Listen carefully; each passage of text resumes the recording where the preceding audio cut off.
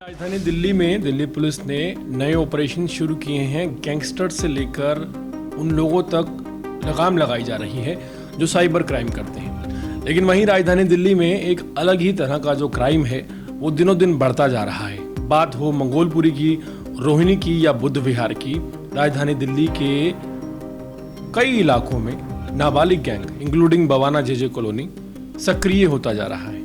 और कुछ दिनों पहले हमने जो खबरें सुनी वो सरकारी स्कूल के बाहर नाबालिग गैंग्स द्वारा चाकूबाजी की थी, जो कि मंगोलपुरी, जेजे कॉलोनी, बवाना और रोहिणी से सामने आई थी। अब खबर सामने आ रही है दिल्ली के बुद्ध विहार फेस 1 से। दिल्ली के बुद्ध विहार इलाके में आज 9वीं कक्षा में पढ़ने वाले 2 छात्राओं में से एक छात्र ने एक छात्र पर स्कूल के बाहर मार्केट में हमला कर दिया और हमला चाकू से किया गया, जिसके बाद एक छात्र बुरी तरह घायल हो गया। उसे जयपुर गोल्डन हॉस्पिटल में भर्ती कराया गया है, जहां स्थिति जो है अब स्थिर बताई जा रही है लड़के की। लेकिन जिस तरह ये वारदात हुई, आए दिन ऐसी कई वारदातें नाबालिग गैंग्स द्वारा या उन लोगों के द्वारा जो बालिग नहीं हैं लेकिन इस तरह की जघन्य अपराधों में लिप्त हैं, उनके द्वारा किए जा रहे हैं। और इससे एक असुरक्षा का माहौल राजधानी दिल्ली में बनता हुआ नजर आ रहा है। मिली जानकारी के मुताबिक आज दोपहर राजधानी दिल्ली के बुद्ध विहार फेस 1 युवा शक्ति स्कूल के बाहर वहीं के पढ़ने वाले 2 छात्रों के बीच, एक का नाम माधव बताया जा रहा है और एक शख्स और है जिसने चाकू से हमला किया है। किसी बात पर कहासुनी हुई और कहासुनी के बाद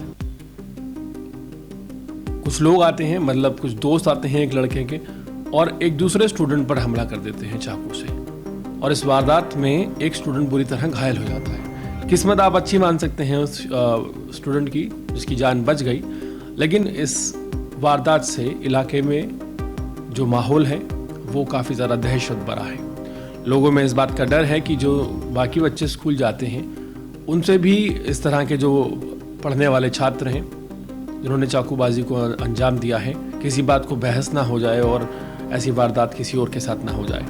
राजधानी दिल्ली में हम आपको पिछली अपनी कई रिपोर्टों में लगातार ये बताते हुए नजर आ रहे हैं कि एक नाबालिग गैंग ऐसा सिरदर्द है जो ख़त्म होने का नाम ही नहीं ले रहा और उल्टा बढ़ता जा रहा है। और ऐसे में एक बहुत बड़ी चुनौती दिल्ली सरकार, दिल्ली पुलिस और पूरे प्रशासन के लिए है कि किस तरह से कानूनी दायरे में रहते हुए उन लोगों पर एक लगाम लगाई जाए जो नाबालिग हैं और जघन्य अपराध को लगातार अंजाम दे रहे हैं। जैसा कि आप सभी जानते हैं कि जुवेनाइल जस्टिस सिस्टम जो है वो कहीं ना कहीं 18 साल से कम उम्र के किसी भी शख्स को एक अतिरिक्त सुरक्षा प्रदान करता है, आप कह सकते हैं, या फिर कानून के तहत जो रियायतें आती हैं उनका लाभ जुवेनाइल होने के नाते 18 साल से कम उम्र के अपराधी को मिलता है।